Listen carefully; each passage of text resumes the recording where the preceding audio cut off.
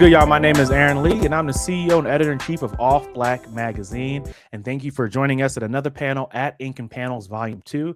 This one is Intro to Character Writing, where we have three people who have created some amazing stories, and with that, some amazing characters, ones that some are recognized around the world as well. And so we want to kind of walk you through their process and also how that process can help you, and also maybe learn a little bit about their characters in the meantime as we do so.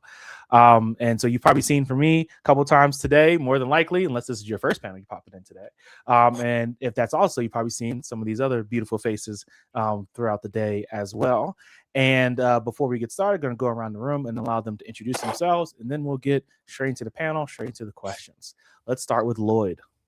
Well, what's going on, everybody? My name is Lloyd Jones. I am co-founder of Midnight Comics alongside of my wife, Natasha Jones, as well as founder of Indie Breakdown, the show that breaks down your favorite indie comic book characters' power sets and abilities and get them ready for an indie versus matchup. So, yeah, very excited to be here. Thank you. Now let's move on to Fred. Hey everybody, my name is Frederick Jones. I'm the founder and publisher of Saturday AM. We're the world's most diverse manga brand, series like Apple Black and Clock Striker and Master Multiplayer World of Ghosts, and really excited to be here, and look forward to having a good discussion. Last but certainly not least, RJ. Hello. RJ Atkinson. I am the author and the creator of the series The Seventh Kingdom. I'm also the founder of the hybrid company RPX Media Production that published it. And it's just a pleasure. It's a pleasure to be in the room with people who've done such great things. I'm looking forward to the discussion today. I'm looking forward to it too. Okay. If you haven't read some of their books, Lloyd, one of the big ones is Soul, right? That's that one's right. Soul in the Gray. Yep. Soul in the Gray. Fred, biggest one that I know he's had a hand in every book that Saturday has made. Morgan, if you've seen Morgan, she makes Soul Beat. She talks a lot about how Fred has worked with her process and helped her book become better. She's singing out there, singing Fred's praises, right? And then Fred's book is, Clock Striker, recognized around the world in Japan, and then RJ with the Seventh Kingdom, Volume 1. In the process, it is out, but also in the process of shipping again. It's everyone. Beautiful book. And so my first question to everyone is really, what do you think is the most important aspect of character building? Like, what is the best way to flesh out your characters and build them, to what you want them to be? What's that thing that the author or mangaka or writer should be thinking about when they're building out that character? RJ, why don't you go first? I would say knowing your character inside out in the sense of what motivates them, what are their obstacles, and knowing, I think, the world they're in, what aspect of the world they're in as well, meaning were there things that happened before they really came to a certain point in the story, were there things that happened afterwards, and how do you want your character to come to find that, and how do they respond to that? When you understand what motivates them, when you understand what drives them, you can put them in any part in that timeline, any aspect of your story. You can throw any monkey wrench you want at them, and the story will basically write itself. That's how I approach it, and that is something that I learned from filmmaking, because that is something that I also do, is being a filmmaker, having done music videos, and having had my directorial debut with my short film a couple years ago. Annotations, that's what they refer to that as, and it has been such a lifesaver for me when it comes to fleshing out all of my characters, not just the main character, so that all of them feel, that they all feel like they have a distinct life, regardless of whether or not they're the forefront or the background. That's a good point. Fred, what you got? Yeah, I mean, I definitely agree with that. I think for me, like you said, serving as a publisher, as an editor, as well as a creator, I think the thing that I'm always preaching is that characters work best when they're vulnerable. I think vulnerability really connects with readers, and I think if you don't understand the vulnerability of your character, it's not necessarily a flaw of you as a creator, but it's asking, you have to ask more of yourself, and the character has to ask more of you as a creator, and that happens through vulnerability. So if you think about all the great characters in comic books, at least, it's always the most vulnerable character that connects with people the most. Batman is the most popular character in DC Comics. Why? He's rich. He's a powerful white man. He's powerful and popular because he is vulnerable physically. He does not possess the powers that Superman has and Wonder Woman has and so forth. So if he gets shot, that's game over. And I think many of us identify with that. Spider-Man's the most powerful character in Marvel. He has powers. He has powers. He's broke. Everybody, black, white, everybody knows what that's like, to want to do the right thing and still be broke at the end of the day, even though you did the right thing. In the case of manga, this came out recently that Naruto is one of the most popular IP for black people. Why? He's not bright. He's not Japanese looking. We know that. There's a lot of things that Naruto has that doesn't quite add up. But the thing about Naruto is that no one believes that he can do the thing he wants to do. They vilify him, and he still rises above that. So, I've just always preached that if your character lacks vulnerability, then you're not asking enough of yourself, and the character's not asking enough of you as a creator. You should always be thinking about, why would someone root for your character? And I think vulnerability is the real piece of putting that together. Something like that. Lloyd, what you got? Yeah, definitely agree with everything that everybody said. I think what I was thinking is just knowing how to quantify your character, right? Meaning like what are they starting off, right?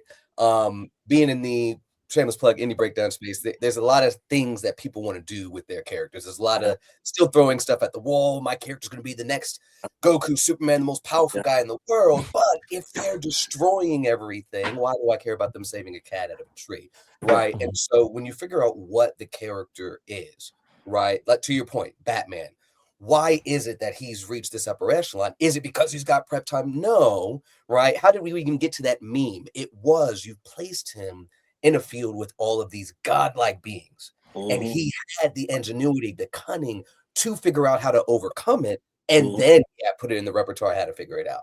But there was an understanding. What is he? He's a regular guy. What is he up against? Who is he now? And so, just quantifying those characters from jump and knowing I want X. All right, now let's build from there. So, just quantifying characters. I think you all make some great points on like what is the what's the anatomy of a character, right? And as the person, really more so, it's a reflection of the person writing it, right? It's how you write a character is in a way of how you may feel about yourself or the world or your worldview, right? And so with that, I kind of want to talk about, as we still continue on the ideation of characters, is something that we see a lot, right? Is that self-insert character. Right, that self-insert character, and we see that in media, we see that in movies, TV shows, comics, whatever, right? And so, my question is, and this is a two-pronged one, is like, how do you avoid creating that bad self-insert character? Right, that's the first one, and then something is with that, how do you keep your voice? How do you keep your voice in that writing process of creating your character? So similar but separate questions. But as as we because you can't a lot of people say separate the art from the artist, right? And that's not something that's said you can do right at all times, especially when we're writing comics and everything. And so those come my two questions. How do we handle that? How do you handle not creating that bad self-insert? And then how do you handle keeping your voice through your characters and the stories you're telling while using them as the vehicle? Lloyd, you go first. Yeah. So for me, one of the things that's easy, I used to work retail back in the day. And so it's just like, I see a bunch of different personalities, or I saw a bunch of different personalities. Another insert, I did help desk for a while as well. And so there's a lot of personalities that come through. And so instead of putting myself, I find myself at points saying, okay, well, how does this personality type deal with this? Or how does that person deal with that? So I don't really, there are aspects of our characters that have me in it, but I don't have a self-insert character yet. If I'm on the right idea of what you meant by that. So it's just looking at these personalities and realizing what's missing. So we have like the Gray. Let's to hone in. The Gray is very excitable, like me, sure. But by all means, she's a scientist. She's this astrophysicist, stuff like that. So there are aspects of personalities that can be similar, but you just kind of outlook and just go, again, what is this personality type? How would they deal with X, right? Everybody's not I hate to keep bringing Batman up, but Batman, he got all the answers, right? But what about the person that, again, it can be very excitable and impulsive, right? Yeah, I'm going to be a superhero. You can't fight though. You decide to be a superhero, but you're not wearing a mask though, and you stole your own tech back from your job. You're gonna be arrested for this, right? So, but you didn't think about that. Okay, now what? And so it's just these fun what if scenarios, just kind of building off of impulsive personality, wants to do the right thing, did not think it all the way through. Consequence. Now, what does this impulsive person do in the face of consequence A, consequence B, and just keep building further from there? Is kind of how we tackle it. But yeah. RJ, what's on your mind? I honestly would have to say that I am in the habit of, I second that motion. I don't self-insert into my stories, or like at least I do not. I've not pulled like a K Urana where like you can look and say like, oh, that's Robbie. But I will say that there are, and I have jokingly said this, and I'm kind of not joking, but there's some characters that I would say like I just let my intrusive thoughts win. Like if I was in the situation and I'm like, what would be the most ridiculous way to respond to this? And I have that character do that all the time. And then there are other characters that are very much like what Lloyd said. I would say they're more based on people I know. Having done quite a few retail jobs, telemarketing jobs, working in the classroom with children, you see a lot of different things. And for me, I actually have a collection of words that kind of describe my character, down to like the verbs. And oftentimes when I'm thinking of how to make that character respond to a situation, I will actually pull from like that word bank. And that kind of helps keep me on track. Because like, for example, in my story, I have a group of characters who are all relatively quiet. And I remember the obstacle for me was like, how do I make them quiet but still distinct? Like they don't all feel like different iterations of the same flavor of spicy or cold. You see what I'm saying? And so how do you make that nuance come out? And so you have the sarcastic quiet, and you have the calculating quiet, and then you have the more like loyal, street smart, quiet person, and then bringing out those little things. So that's how I go about trying to make sure I create that nuance without overstepping and putting myself in the story. That's a good point, Fred. Yeah, I agree with everyone's points. I mean, I think ultimately, so I don't self-insert either. I think that seems to be a theme. I don't self-insert. I know people who do, so that's not to condemn it at all. It's just to say that I haven't done it. And just to kind of make your point earlier, like I was looking at this flyer. This is not a lot of our characters, not all of our characters. I created some of them. I look like none of these people.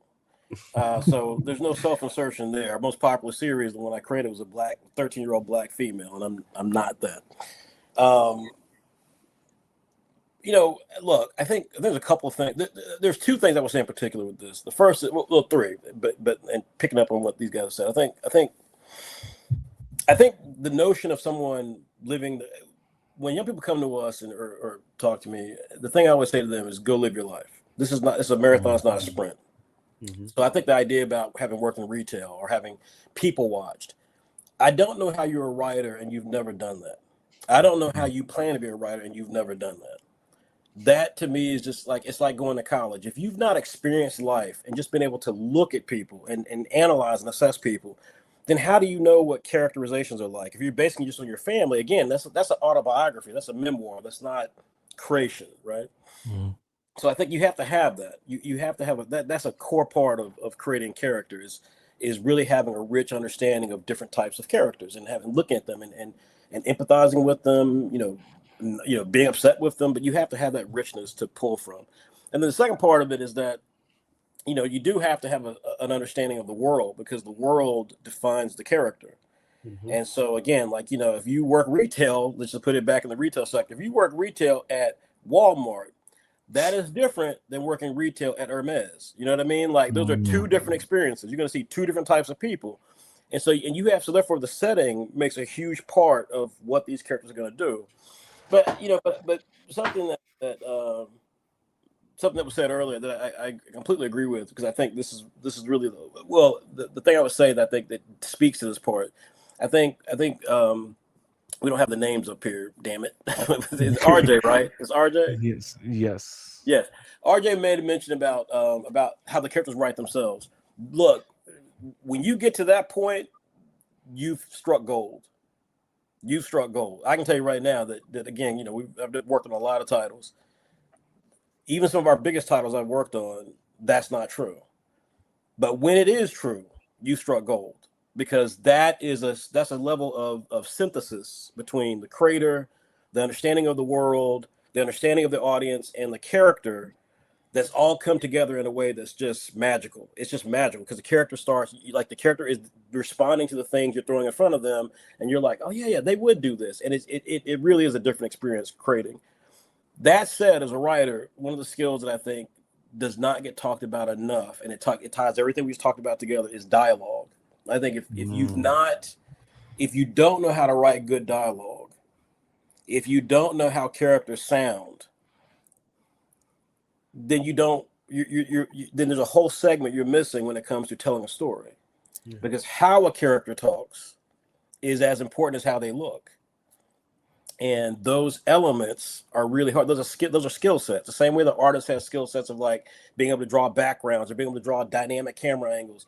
A writer who can write realistic dialogue, or dialogue that really makes you understand that character without ever having to see more about the character, that's a skill set for really advanced writers. And that says a lot about building characters that don't fall into that trap that you mentioned. Like, it's a very unique type of character at that point. So yeah, I think it all matters. I think people expanding their scope of what they understand life and people to be like, understand the setting, and then understanding how to write dialogue so the characters really come to life. And once that happens, the character writes himself, and you're in a really unique position at that point. But if you don't have an audience, that's a problem. You got to know who your audience is. Something I thought about that from the filmmaker's perspective, I remember hearing one time, and it never left me. A lot of people have their opinions about Quentin Tarantino as a filmmaker, sure. But I remember the commentary being that he will find a way to have a character say the least amount of things for you to understand the most about them. And that's something that I really like to try and lean into when it comes to, like, dialogue for your characters, to really give people the full breadth of them without info dumping. Yeah. In the world of comics, because I don't know how old or young you guys are. You all look young to me. But I'll say that when I was a kid, the era that all of you probably know, X-Men, that era of X-Men, when I was a kid, and it was just coming out, the writer of that was in Chris Claremont. He's a legend. He's a legendary figure. Mm-hmm. But his dialogue was horrible. His dialogue was horrible. But it worked because you had never experienced X-Men before. X-Men was new. Like, so everybody was like, oh, this is how it's done. It's like, that's not how it's done. And as time moved on, it became noticeable how horrible it was. But the man was a legend, and he created this whole way of characters talking that became endemic of his work. My point being is that, like, yes, Brian Michael Bendis does this too. Lots of dialogue to say very little. And that might work for their stories, but for the guys who are considered really top tier writers, Quentin Tarantino, whatever you think of him, David Mamet, whatever you think of him, he's got some issues right now. But some of those guys, what they're known for is the succinct nature of how their characters talk. They say a lot with very little, and that's a massive tip of the hat to writers who understand how to build character without having to overdo it and have to have all these extra things. The actors have to overact. They just have to read the lines, and that says everything about the characters. So. I agree, and I'm glad I called you last, Fred, because it moves into our next point. We go from ideation. Talking about the old teacher throwing out a bunch of old ridiculous. Oh, you have to meet Brandon from Lion Forge. He's not from Lion Forge. He's a head writer. I don't know if you meant for. I think you guys are getting along. You have such a wealth of knowledge and wisdom and time in the industry.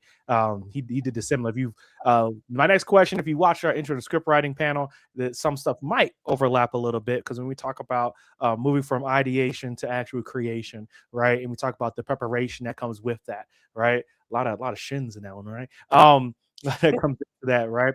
What would you say, as we build out the dialogue, we build the character, what is your approach to building out that character and their subsequent character arc, right? And I would like, if you have any references or any sources that you may use for either inspiration, for organization, anything like that, if you can add that on as well. But just kind of, do you like, and that also gets into the techniques. Are you something, again, we talked about in the script writing, so some people said for script writing, they write out the entire story, then they condense it down and then start doing the script, right? At different things, right? So how do you, build out your characters? How do you build out that arc? What is your process in doing that? And then also any references, any that you use for inspiration or for use for character creation and such. Fred, you go first. So I'll be very brief here. First of all, there are many different ways to write. And so, I didn't see the video segment. I watch it, when we get a chance. But I think that there are different ways of writing. And I try to tell young people not to get too caught up in like a particular way, or whatever works for you is what works, right? Marvel, the back in the old days, Marvel was known as having what they call the Marvel method, which was Stan Lee would basically say to Jack Kirby, hey, this is how the story starts, and here's how it's going to finish. You figure out the rest. And that's what happened. That's why many people perceive Jack Kirby as the creator of the Marvel Universe, because he basically did a lot of the heavy lifting in between. That's not to say Stan Lee didn't do anything, but that they call it the Marvel method. You can Google this. This is very well known method. DC was very different, and in the 80s when DC exploded and created pop culture as we know it, Dark Knight Rises, Dark Knight Returns, Watchmen, their writing process was way more technical, Alan Moore wrote like full novel scripts that Dave Gibbons interpreted for Watchmen. So there's no one way to do it, is my point. There's no one way to do it. People should get away from the idea that you've got to do it a certain way. Whatever works for you is what works, and you're an artist if you're a writer. I think that the biggest note that I would tell people when it comes to craft their thing is, first of all, take yourself out of it. I think that for me is the biggest issue I see in the world of social media. Is a lot of young people think that this is about them, and it's not. It's not. It's art is about you, and so you can create comics that are art, but that's a personal thing. That's an intimate journey, and therefore your stuff's in a gallery. But when you're creating comics, it's like creating movies, it's like creating anything else. It's entertainment. And so you got to be thinking about who your audience is and asking yourself, what is the story? Why does it matter to you? But more importantly, why would it matter to the customer? That's why I came back. That's why I said earlier about vulnerability in characters, because that's what resonates with them. They're not trying to read about someone who's got everything. They're trying to read about people who suffer and struggle, because that brings purpose to what they believe, what they're going through. And so I think when you craft the story together, yes, the reason I started off that way is that when I see people talk about they write full scripts, I'm like, do you know you can sell it? Like, you wrote a 10-volume epic for who? Like, who was buying this? Who pre-ordered this? What stores do they carry this? That just always blows my mind. But again, that's a social media thing. I see this on social media all the time. I'm like, who are you talking to? Like, who is this audience you have here? So at the end of the day, look, I just think it's real simple. I think you do what works best for you. But to the degree to which you're creating something that you do intend to publish, whether you're publishing yourself or you're publishing through a publisher, understand who the audience you think is. And a couple of ways you play with that is like, who do you think this story is like, what meets what, right? Like, what's popular right now that's selling in bookstores or in Walmart or wherever, and is your title like some of those titles? It's like Transformers meets Jurassic Park. Okay, well, those are two popular products. You've got clearly a vision of where you think it is. You think you got an audience you think it's going to be. So then start crafting it that way. Start saying, okay, it can appeal to them for this reason. I'm going to put this together. This is going to be the story. I'm going to tell it like this. But at the end of the day, my rule of thumb is that, man, one volume or one issue at a time, and figure out how that story is. Figure out, are you giving the customer value for their money? So if you've got, because if you're creating something that the intention is going to be 10 volumes long, and you're stopping and being like, okay, now I'll dazzle you by volume 7, you might not get volume 2. So volume 1 better sell. I better feel like I went on a journey and it was impressive and it was interesting and I discovered a great new talent and I feel satisfied. I'm gonna finish with this, folks. We're in a recession. The notion that people are lining up having a fit to buy your work when they got to pay their bills, their light bill, their phone bill, they got their AC unit went out about the summertime. They might have to pay a HVAC guy to come out there. Yeah. Again, social media is not real. So, so like you need to be thinking about if you've got a shot to create something, understand your audience, take yourself out of it, other than the part of you that wants to do this in the first place. Take yourself out of it, really wonder and think about what's going to matter to the customer buying it. And then ask yourself, are you giving them value for what they're paying? And then at that point, the story, I think, starts to, we have a concept called the box. You start putting walls up that constrains your idea. And that's where the richness comes from. And so that's what I would say on that front. I might not answer the question maybe, but I hope it. Anyway, that was didn't totally answer the question, but gave a lot of good points on the creating of a story and getting it out there, and also how your characters fit into that, right? Creating characters that are not only relatable, but thinking about your audience in the level of creation, which a lot of people don't do, right? Because again, there's a lot of passion projects out there, and there's a lot of passion projects that never sold a book, right? And again, if your goal is to just create a passion project, all power to you, right? But if your goal is to sell books, that's a different story. Lloyd, next on you for the question. Yeah, just to make sure, this is just our kind of process about the character side of things? Yes. Process on building out your character arcs and references that you use for it. Okay, for sure. I love this question. Okay, cool. So I'll try to be brief. So my favorite things to start with is name, outfit, powers, right? Because it helps you again, goes back to that what, right? So then you can start building out the why, right? So the what, like, so again, going back to Shamika, her last name is Day. Why? I saw a scientist on just randomly scrolling through the internet, and this black woman looked just like my coworker, whose last name was Ayana Days. And I was like, oh my God, like looks just like her. We want to see. And so, you know what I'm saying? And so one of her favorite shows, Shamika's favorite shows, is our universe's version of Sailor Moon. We call it Princess of the Moon. Why? Because it's one of Tasha's favorite shows growing up. And so Shamika means princess, shows that connection, right? Okay, cool, bet, right? So outfit wise, again, building out what exactly these outfits look like. Why are they wearing these certain things? I'll go with Soul really quick. He when he activates his powers, right? This almost graphene-esque fit appears, right? Like a self-defense mechanism, a mixture of Fullmetal Alchemist greed, but also how Gaara's fit works, right? Where that's that fit, but the sand works and stuff. It's just like I always thought that was so cool. But kind of going into the character, he doesn't know who or what he truly is. He has the power of the gods, right? Amon and Ra, but he doesn't have the mind of them. He doesn't know, which mimics our lack of knowledge of where we come from, right? And so you're still dealing with adversity through that process. You still got to overcome, you still got to figure it out, but it's also showcased in how his suit activates, how he, what he's going to be going through throughout the course of his story. And powers, right? So again, don't just have, powers could be powers. Thinking about like how, and I'm going to make my reference point here in a second regards to powers, but when you think about ki in Dragon Ball, right? What is it? It was an outward expression of one's life force. So that's why the martial artists in the shows were able to utilize it and the regular person wasn't. And so that even goes back to the point of knowing what your character is. Check us out at MomoCon, whole panel about this. But when I sit there and like, Krillin is a regular guy, or the humans on that show are regular people, they're like preposterous. It's like, yes, they're on the same level as Hercule, but they know how to use ki. And now I don't have to also list all of the numerous moves in Dragon Ball. I don't have to say, oh, he can do the Kamehameha in the destructive disc, all that. All they have is ki control, because I understand what the power system is and what they can accomplish. And so reason why those are my big things, to reel it in the very, very short version of this response. Name, outfit, powers. One of the things I like to bring up, going back to Dragon Ball, swear I could write a dissertation on it. You look at the Great Saiyaman. Everybody hated that when it dropped. Oh, why is Gohan so corny now, right? So Lloyd Jones' response, and then there's the Toriyama response, but the Lloyd Jones response is, right, what is Gohan? He is a half human, half Saiyan.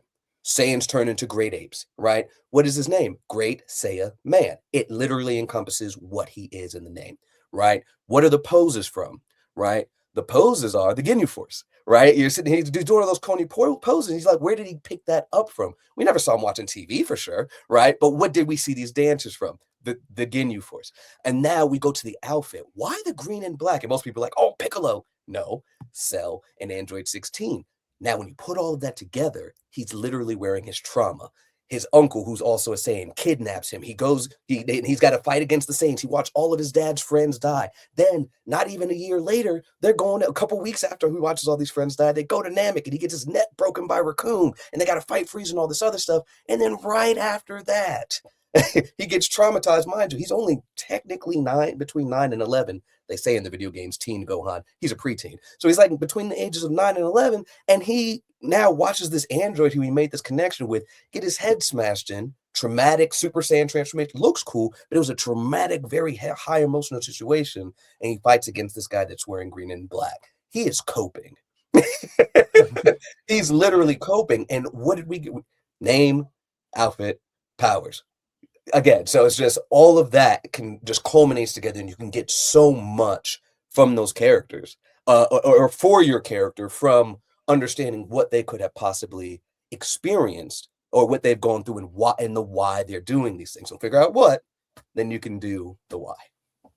You know, I think it's an amazing example because one, it proves your assertion, but two, it's you talked about two important things in yours. Is one, the meaning doesn't have to be super deep, right? The meaning doesn't have to be, oh yeah, you know, like they talk about trauma. It's a trauma from the story, not trauma from the author explicitly. It's not like, oh, I went through this, so I'm putting this in the story. No, it's story important. So it's something that came from the story that you can trace back and look to. And then even like a name your character, you say, you know, somebody I know had this and that. And so it was important. That part's maybe important to the author itself. So like it's in characters are, talk about dimensions of characters, right? And how we create them. You know, it's not just one thing. It could be multiple things, and it could be story important, personal important, but the person reading it, they may not know exactly why, but they'll see the importance of it, or watching it per se or whatever. But I think that's a great one to move to RJ on. RJ, what you got?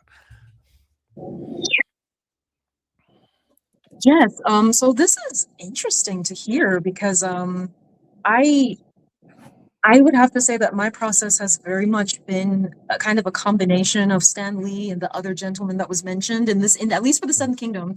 And that when I started the series, I knew how it was going to start.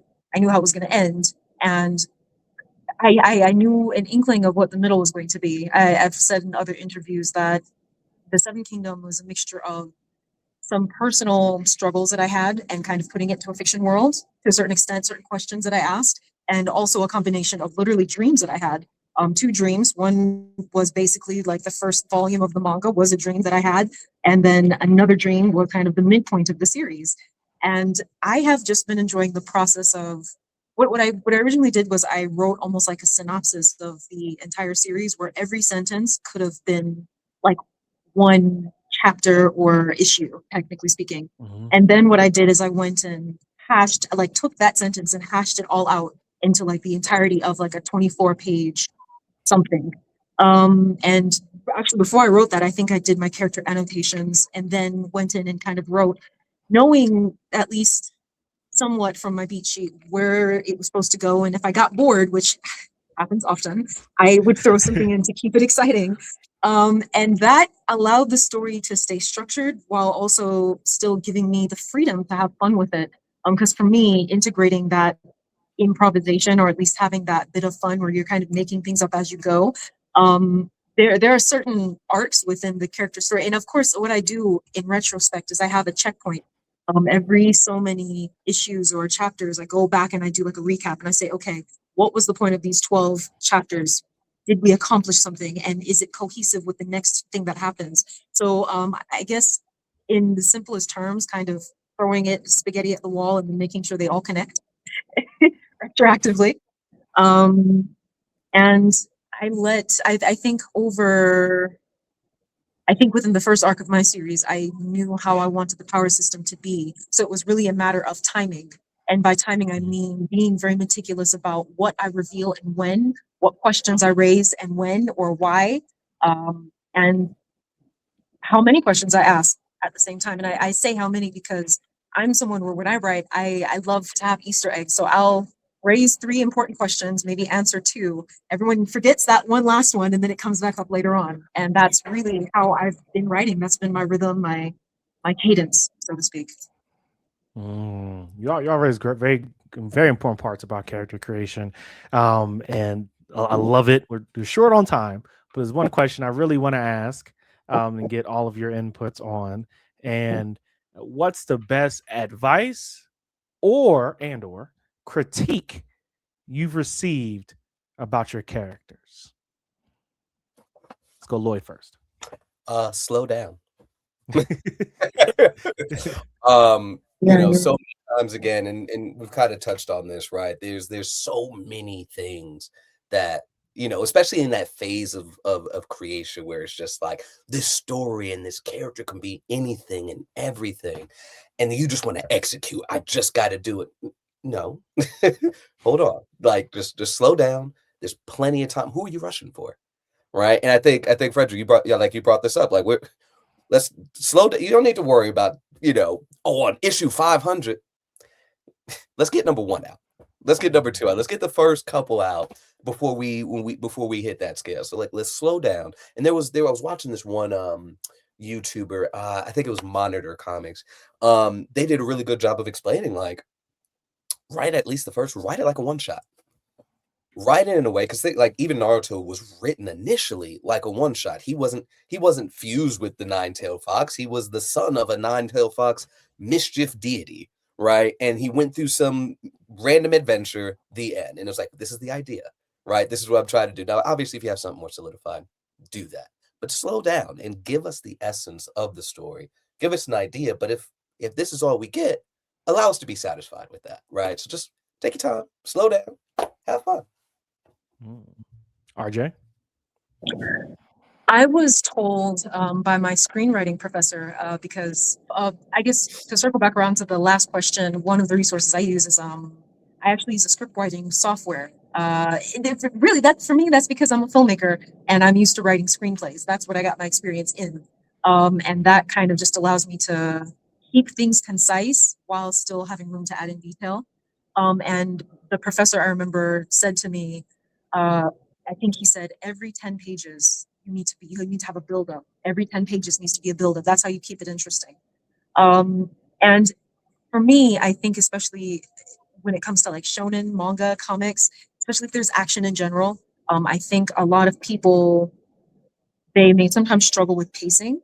And it may not even just be, it is not exclusive to action and manga and things like that. But in general, with writing, people will sometimes either overcrowd information, or you have this very long, how do I explain it? It's just a very long story and you're kind of waiting for like the point, the purpose, the thing that makes you say, oh, or at least draws you in a bit. I was told every 10 pages, have something that makes the audience really get pulled in, and let there be that natural flow. And for me, that has become so it's like in my blood now. I write kind of in an ebb and flow, even if one issue or one chapter is a little bit less action centric and it's a little bit more emotional and there's more depth to it, and then the next one has way more action. Even that is intentional. But like, find your rhythm, whether it's down to 10 pages or like every other issue, and have fun with it so you can stick with it, but don't be afraid to also break it,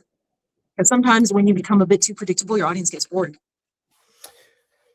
Mm-hmm. All right, finish us off. Fred, what you got? Yeah, I mean,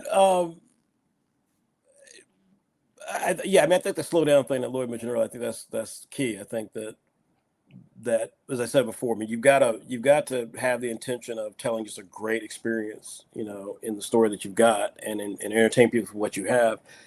The example I always use is that a lot of young people grew up watching Naruto, and they want to create, and it's natural, they want to create their own Naruto. I mean, we've had so many people, trolls even, who spend so much time, upset with us because we've succeeded doing what we do, but we've always been very original in what we do. But their concept is like, they're like, well, they didn't take my idea. And it's like, your idea was Dragon Ball, but cooler, right? That's how it's Dragon Ball, but cooler. Like, what does that mean?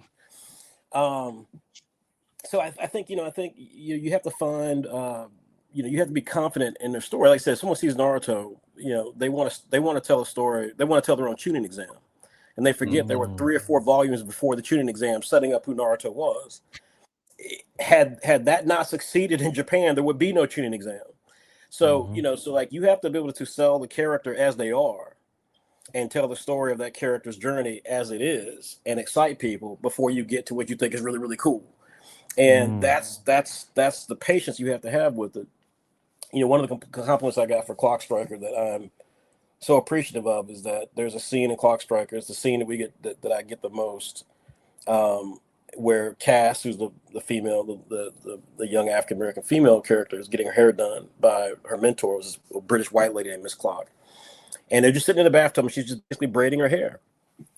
And I did that scene because it was important for me to show that you've got this black protagonist who is kind of like Batman and Robin if Robin was the star of the series, right? So Miss Clark is the powerful figure. But it was important for me to show the vulnerability and the intimacy of women, and the fact that they have a camaraderie, and that camaraderie isn't based on how big their pecs are or how hard they punched, but in just being able to take care of one another. And Cass feels that because she's not with her mother. Her mother like let Miss Clark, take her as Cass be her apprentice. And so I thought it was a really important scene. And I've had so many women of different ethnicities come up to me and talk about how the book really got them at that moment. Despite all the other stuff happening, there was that moment that they really realized how special it was to see this, because we rarely see black female lead characters in any way in series. So I've always taken that compliment to heart for all of our characters, for all of our series, that you've got to find the special aspect of your character in the down times, when it's not action based, when it's not life or death, that defines that character. And that means you got to understand the character. That means you got to understand the audience you're speaking to. That means you got to understand what makes that character vulnerable. So that's the biggest compliment I get. And again, like I said, the negativity, and this goes for everybody, including the books I've worked on, is be confident in what you're doing. If it doesn't work, it doesn't work. There's no penalty for it not working. So don't rush it. Tell the story as best you can. But this idea is you got to try to scram everything in. You got to tell 15 volumes, even if the market tells you they don't want 15 volumes, is problematic. I would be remiss if I didn't call out something Lloyd said a few minutes ago. We know that kid, and that kid came from us. And I would just say, be very careful, because I would care for this kid. I would say, be very, very careful about, for everybody, giving people credit for things they've never done. That kid has no credits, has never produced anything of content, has used us on multiple occasions to try to build up their own brand. And on kicker being is that their YouTube channel is consistently featuring other people's work on the thumbnails. So how you can talk about how to make a great comic book or manga, and the thumbnails you're using are not your work. That's a special type of YouTube nonsense. So I would just, and for a lot of people, yeah, well, I'm just saying, I'm not, I don't care less about this kid, but I'm just trying to make the point for a lot of people watching this, that there are so many talented black people, like right here on this panel, who are actually doing the work. Listen to them and stop giving your time to people who make a fun video that have zero credibility in the space. They don't get invited to any panels. They're not in winning awards. They don't have any books on the market. Stop giving credit to them, because that's how we got into the mess we're in right now in this country, is going for entertainment versus substance. And so I'll just say that. But the bottom line, though, yeah, I think that this is a marathon, as I said before, not a race. Yeah, real creators are going to keep creating. They're going to keep trying to find value in what they do. They're going to keep trying to reach the audiences that they can. They're going to tell the stories that are in their heart.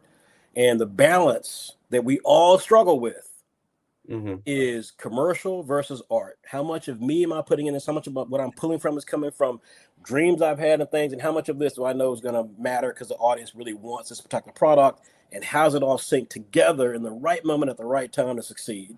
And that's the challenge. That's the challenge. We could keep going for hours. I think this has been a very, very instructional and very important panel in today and tomorrow's and this weekend's Ink and Panels. Trying to remember what time this one airs. In this weekend's Ink and Panels Volume 2. Really appreciate every single one of you guys for coming on and talking about your process. Let you guys quick, shout yourself out, plug what you guys got. And also, of course, it'll always be in the description of this video. And also, as you see, if you're watching this right now, live, if you're watching this during the event and afterwards, the name tag on their name has their and their role and everything that they do along with their name. But you guys can please plug yourselves. And yeah, Lloyd, go first since you're closest to me. Okay. No, yeah. So definitely, we are Midnight. We're Midnight X Comics everywhere except for Facebook and YouTube, where it's just Midnight Comics. Or, of course, you can find us at midnightcomics.org. For the other side of things, you can check out indiebreakdown.com for all the other good stuff that we're doing on that end of things. Fred? Yeah, you can find us. It's our website and most of our platforms are Saturday-AM or Saturday_AM. But our brand is Saturday AM. So if you Google us, you'll see us. We pop up pretty easily for manga and yeah, I mean you find us as you can Google our titles, Clock Striker, Apple Black, so on and so forth. But yeah, we're excited. Hope to see you guys at show at the summer or online with some of our books sold around the world. So RJ? Yes, so you can find our Instagram account with a B_7th. That's the number 7PH_kingdom. Or just type in the Seven Kingdom anywhere else, and you'll be able to find us. We also have a website, rpxmediaproduction.com/the Seventh Kingdom. You can check out the blog, the cosplays, art contests, everything that's been done. Yeah, thank you guys so much. Stay tuned. If you're watching us, stay tuned for the next panel from Ink and Panels Volume 2. We have a lot of cool stuff in store for you from a lot of great, amazing, and accomplished creators from really around the world. And so please stay tuned for the next one. And again, I thank you guys for coming and doing this panel with us. Really enjoyed it. Thank you guys so much. Thanks.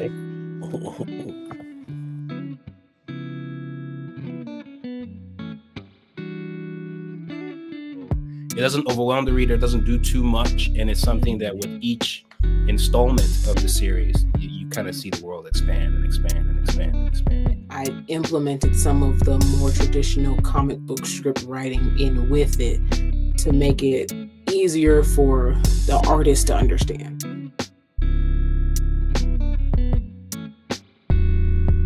My ideas are born out of either something that I am just either researching and then I've gotten like really stuck on it and I've gone down this rabbit hole. Building that world that for people to be able to immerse themselves in, right? You want to get into the field, and next thing I know, next time I see them, that same convention next year, they got a book that they want to show me. And so I think the big thing about us was we were on the same page about how we wanted to do it and how we could do it effectively, and it just worked for us. It's just crazy the feeling that you get when you make that connection, and my fellow comic book creators know, like when somebody comes to your table and tells you that they really like your story. Ink and Panels. Ink and Panels Volume 2. Ink and Panels Volume 2. It's called Ink and Panels Volume 2.